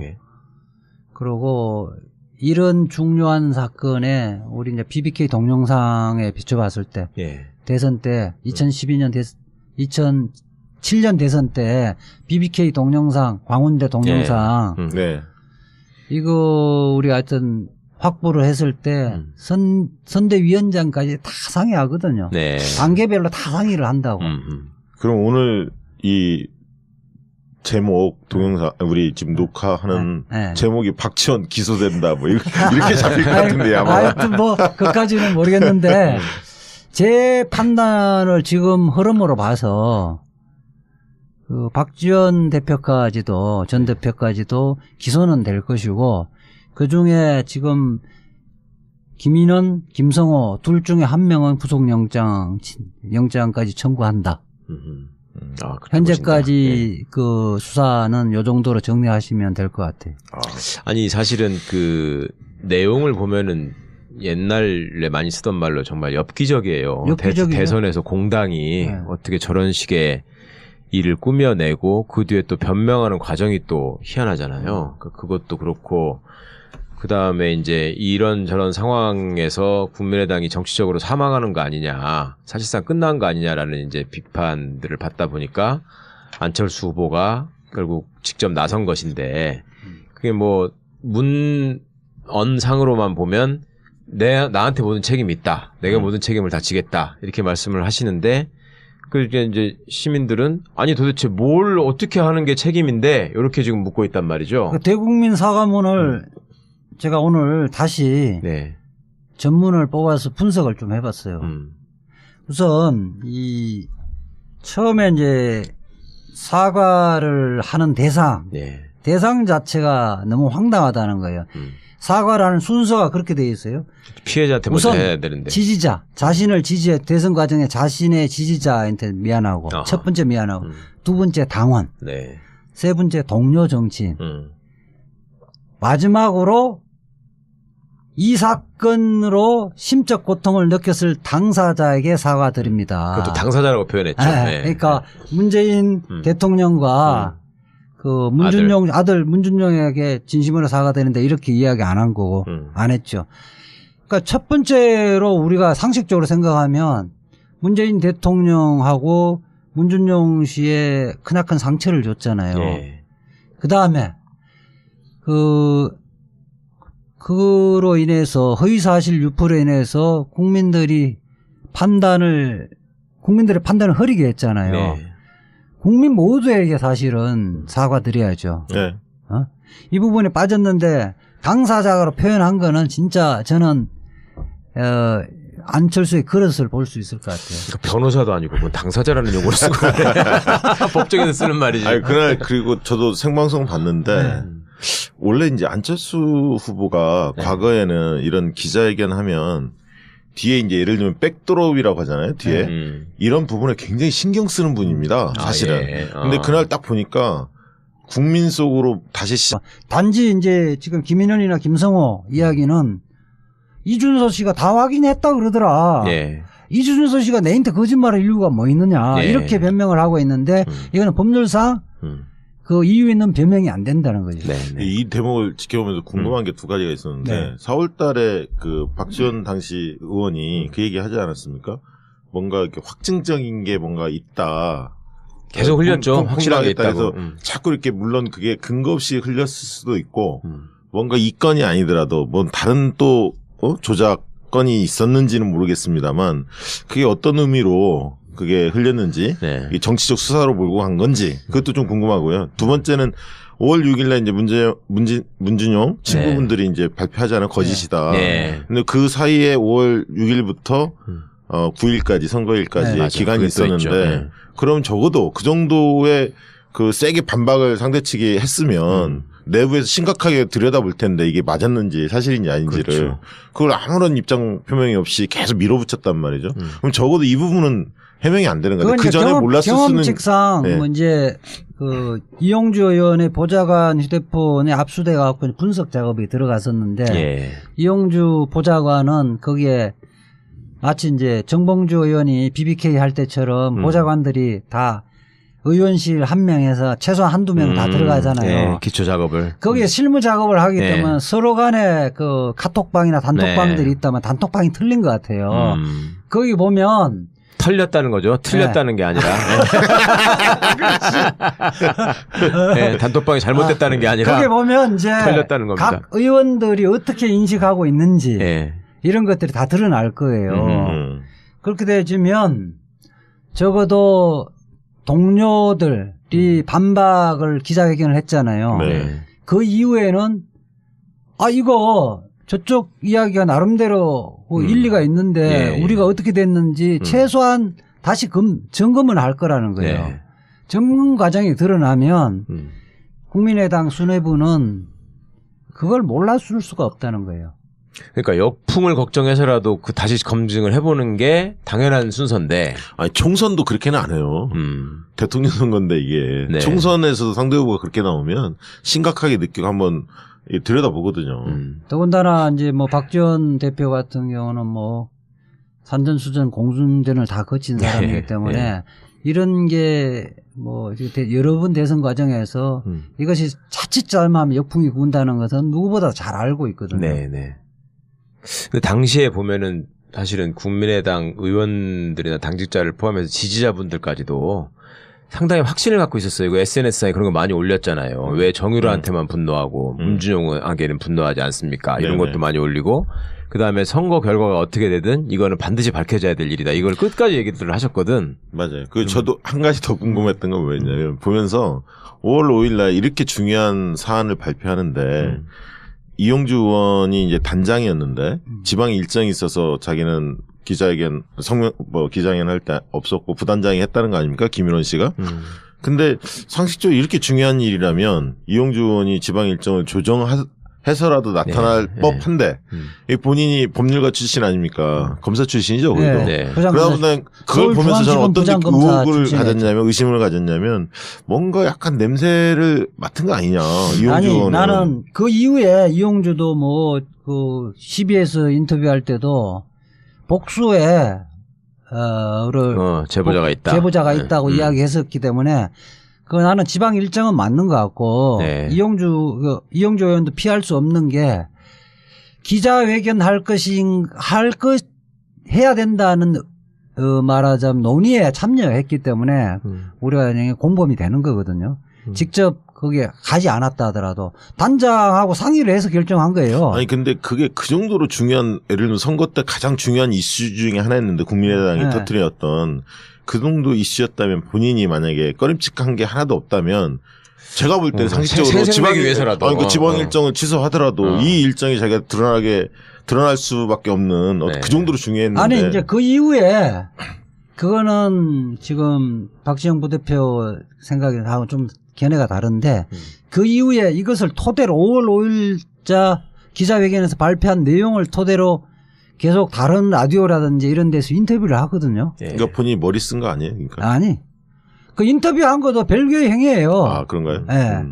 이걸 다 5월 5일날 기자회견을 토대로 인터뷰를 한 거기 때문에. 단장이 회의에 참여했고 인지를 했고 지시를 해서 부단장이 발표했기 때문에 공모했다. 뭐 지시까지는 아니어도 그렇게 하자. 기자회견을 하자까지 의견이니까 공모를 한 거잖아요. 상의를 한 거잖아요. 네. 그러니까 이용주 의원은 하고 저는 박지원 대표까지는 기소는 될 1, 2, 3, 4. 전국구.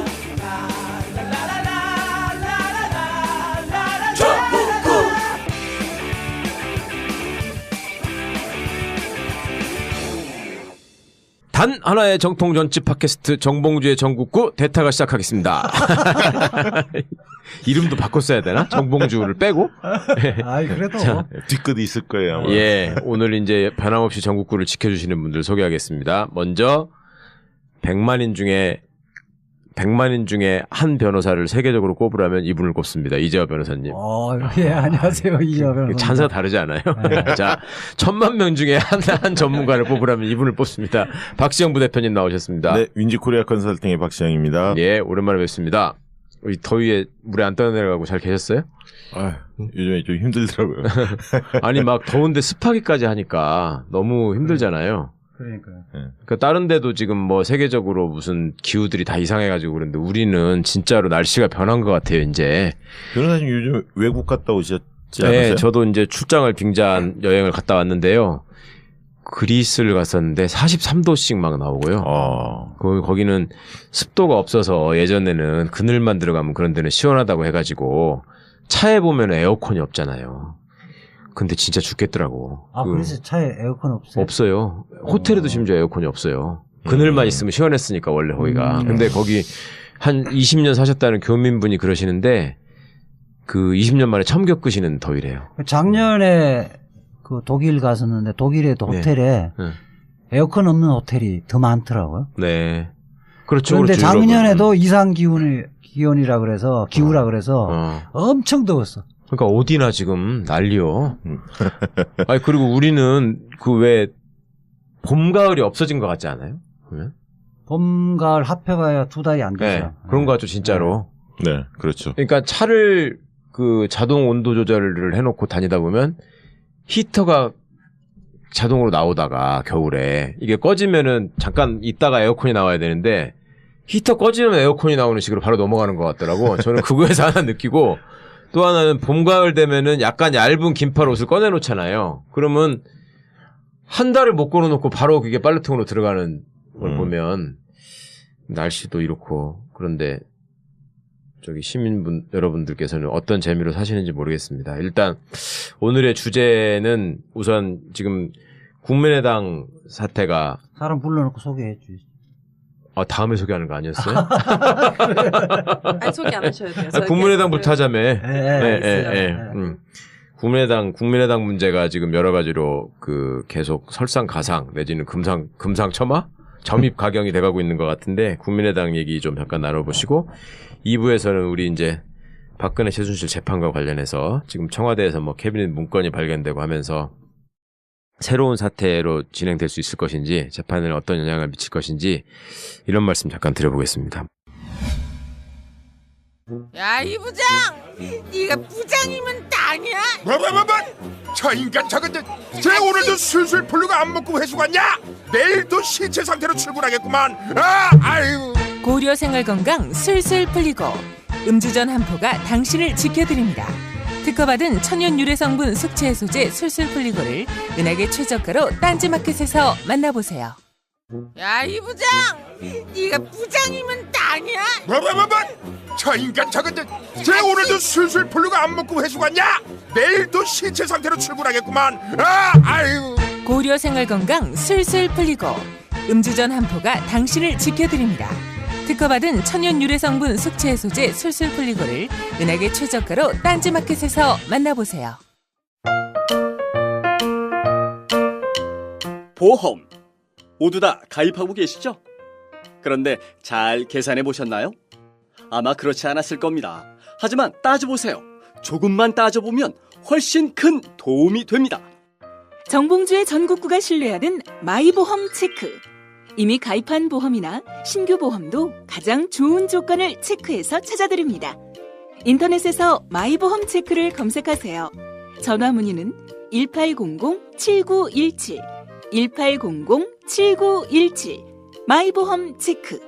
간단하지만 재테크의 첫걸음입니다.